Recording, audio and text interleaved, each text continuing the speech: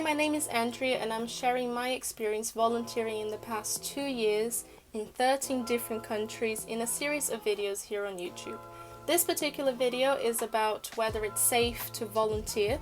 It's something that people ask me a lot because volunteering is something that is still not very popular. However, this playlist is filled with videos covering other aspects of volunteering and my experience as a nomad in the past 2 years.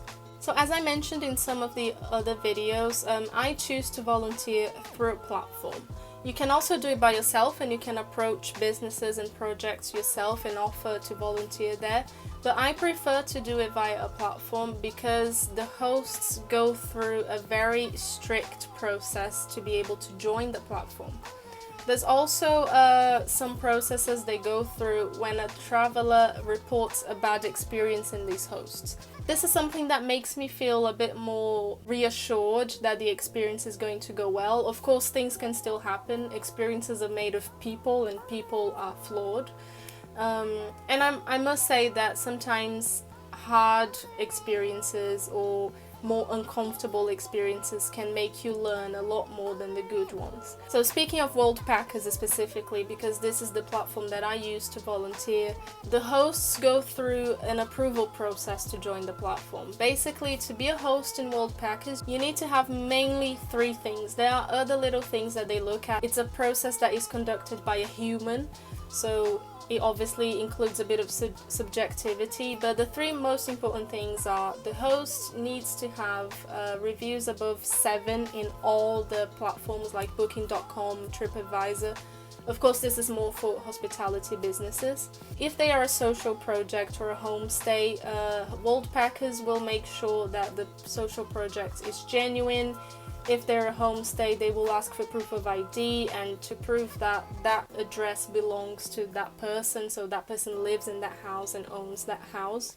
So it adds a nice layer of safety there for the travelers. Another thing that Worldpackers check before they let a host advertise a position on the platform is whether they are aligned to the concept of volunteering. So I spoke about the concept of volunteering in the first video, and they ask a few questions to the host. They assess if the host understands what a collaborative exchange is. This really helps to prevent experiences where the amount of tasks are excessive, whether the host is trying to just replace his staff members with volunteers and treats you like staff, which is not the idea behind volunteering at all.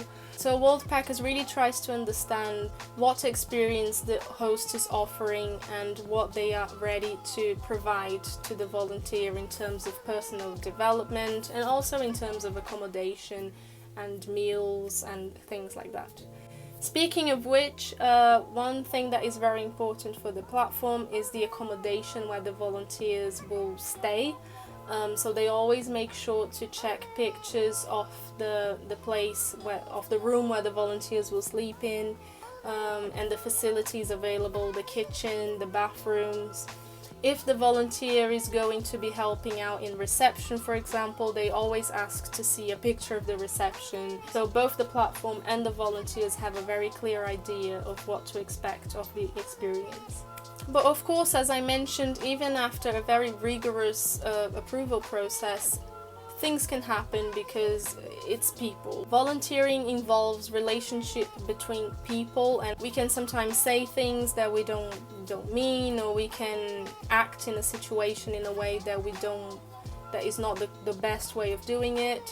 And this can happen from the volunteer side and the host side. And even, for example, if when the host joined the platform, they took a picture of the room and the room looked beautiful, but over the years the room changed. You know, things can happen that what you expect from the experience might not be what actually happens in the end. In these cases, Worldpackers also has a process to look at bad reviews and feedback from travelers that they receive on their support email. Every time you finish an experience with Worldpackers, you have to leave the host a review. If this review is 3 stars out of 5 or below, Worldpackers will actively look into your review, check what were the negative points about it, and they will get in touch with the host to try and understand what happened. In some cases, and especially in more serious cases, it can lead the host to be deactivated. and removed from the platform for good. But a lot of the times it also means that the host just needed to update the position. Maybe they used to offer breakfast, but they don't anymore and they didn't change it. Sometimes it's usually smaller things like this. Travelers can also contact the support team and tell them about a specific bad experience that they had with the host, or a specific bad incident that happened, and the platform always looks into it. If it's the case, they will always contact the host and try to understand a bit more about what happened. In extreme cases where you just cannot stay in the property anymore, Worldpackers will also offer you the insurance. No other platform offers this type of insurance, but Worldpackers will cover you for 3 nights of accommodation to allow you to leave the host, and then they will help you reallocate you to a new host. So this is something that practically made me choose Worldpackers over the other platforms. Talking about my personal experience, I've had 13 experiences, all with Worldpackers hosts, and I've had 4 amazing life-changing experiences, 8 good experiences, very good experiences, and 1 bad experience. So I will tell you about my bad experience within the platform, so you can have both sides of the coin here. So basically I was in a host in Lithuania, and to make the story short, the host spoke to me in a way to diminish me. Basically he was talking down at me because I was a volunteer. I confronted him like in a nice way, and I just asked him to apologize because I didn't think he should speak to me like that just because I was a volunteer. And he apologized, but then he just basically said that he speaks like that to all his staff. He apologized, but not really. After that, I felt really uncomfortable because he wasn't just a member of staff in the hostel, he was the owner of the hostel. So I felt a bit uncomfortable staying there under his roof after having such a bad exchange with him. And there was no screaming or anything, it was just him showing that, yes, this is how I speak to people who are beneath me, and I just don't agree with that. So I messaged Worldpackers, I told them what happened, and I requested the insurance. They responded to me on the same day, and they allowed me to book any hostel I wanted in the city, and I was able to leave on the next day. I chose to stay another day to do my last shift. The next day I left the host, and in that particular instance I was going to move countries again in 4 days, so Worldpackers couldn't really find me another host.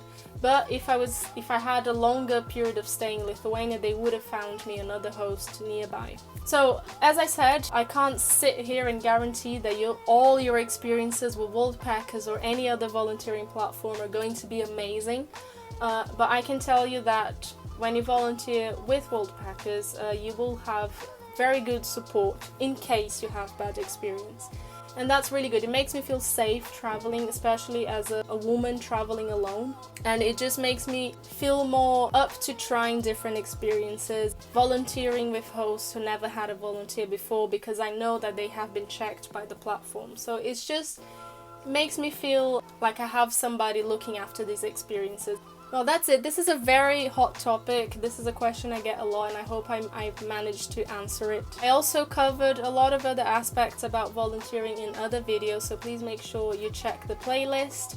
If you're ready to sign up to Worldpackers, the link is below, and feel free to drop any questions down below in the comments.